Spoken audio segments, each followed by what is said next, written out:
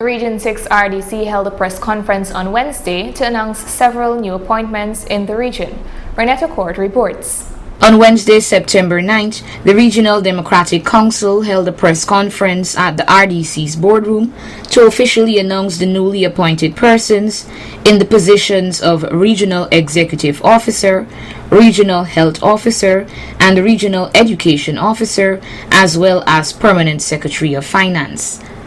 Mr. Narendra Prasad will be serving as the region's new Regional Executive Officer, Dr. Vishalya Sharma as Regional Health Officer, Ms. Bagmati Lacruz as Regional Education Officer, and Mr. Surendradat Bihari as Permanent Secretary of Finance. The new RHO stated that she would be focusing on both chronic diseases and the coronavirus, since they are both critical aspects of health at the moment. We're coming at a point where we have COVID to deal with. So one of the things going forward is that what has been happening is that we need to not lose track of chronic disease at the same time dealing with COVID. So going forward, we need to take those two into account moving forward, because we know chronic disease has an important role in dealing with COVID. So we need to at least keep both in lines moving forward with COVID. Dr. Sharma also noted that the Regional Health Service will be seeking to enhance the public's knowledge on the effects of the COVID-19 pandemic. And having said that, of course, dealing with the COVID, we'll be looking at a more improved PR strategy, dealing with the education aspect. We need a lot more community intervention with COVID, because I don't know, but driving to work, for example, it seems as though it's business as usual. So that's one of the things we need to look at strengthening. She later went on to say, to the residents of Berbice, now it's definitely not the time to panic, but we need to be responsible. We can manage COVID, we can get out of this. We just need to follow the protocols. So reinforcing that would definitely be one of the things on priority moving forward.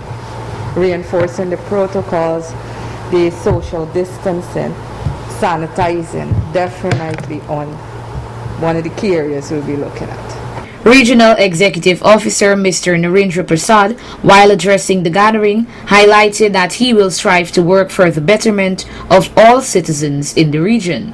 Every action as REO will be in the interest of every single person in this region, and by extension, my fellow Guyanese. We will have to have a partnership with the people in the private sector, that where the RDC can facilitate maybe infrastructure work, and somewhere that these people can be employed. Right now we have 470 something vacancies, critical vacancies, from DREO to maybe a cleaner.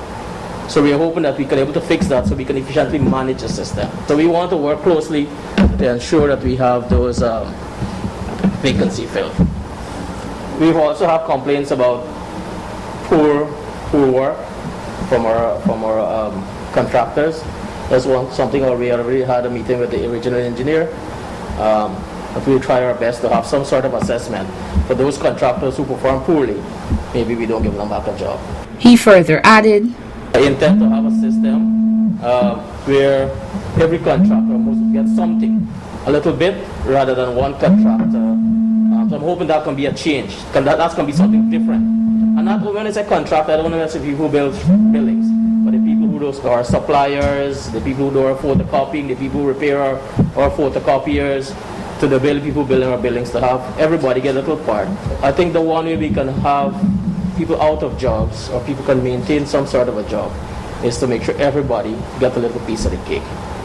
Prasad stated that he will be working along with all departments and sectors to ensure the steady development of the region. I also want to work along with the other departments. This Saturday I visited Edinburgh, and we had a range of issues. One of the key one was water. We already have our guy from GWI fixing some leaks. So we can only achieve all of this as an RDC, that everybody put their shoulder. Program heads, contractors, and members from the other sectors. We've had a series of complaints about electricity. Here again, the RDC will not be able to fix that, but we are hoping to work along with those agencies So in the long term, or the bigger picture is that the people of Region 6 can benefit. All the people of Region 6 can benefit. Regional Chairman of Region 6, Mr. David Armagon, later announced that former CEO of the Georgetown Public Hospital Corporation will be appointed as the new medical superintendent of the New Amsterdam Hospital. I also want to announce that Mr. Michael Khan, who was the CEO of Georgetown Hospital prior to 2015, is now coming to New Amsterdam Hospital as the CEO. With a wealth of experience. He's been around for quite a long time. And so we are expecting a total transformation of the health system in the region. He also added that a high-powered medical team will be in the region shortly to inspect the health system. The President, too, with great interest in the health sector of this region, has put together a team of doctors and competent people, headed by Dr. Duki, who, as you know, is the only neurosurgeon that we have in this country. He leading a team. They should have been here on Monday or Monday, but unfortunately because the road was blocked, they couldn't be here on Monday. But hopefully, if the situation is normalized with regards to passing the road, if it's normalized, then they will be coming on Friday instead to have a look at the entire health system within the region with a view to making a recommendation to Cabinet on how we can improve in a very big way the regional health system within the Berbice region. In conclusion, Mr. Armagon gave an address towards the recent killings and protest actions across the country. Condemn in no uncertain way the heinous crime that took place in the area where two young boys, children I would call them because they're pretty young, 16 and 17 years old, was brutally, brutally murdered. And so there can be no excuse for such heinous crime. And I hope that the police force will work seriously and very quickly to bring these perpetrators to justice. And, people have a right to vent their anger, and people have a right to say that that they need justice.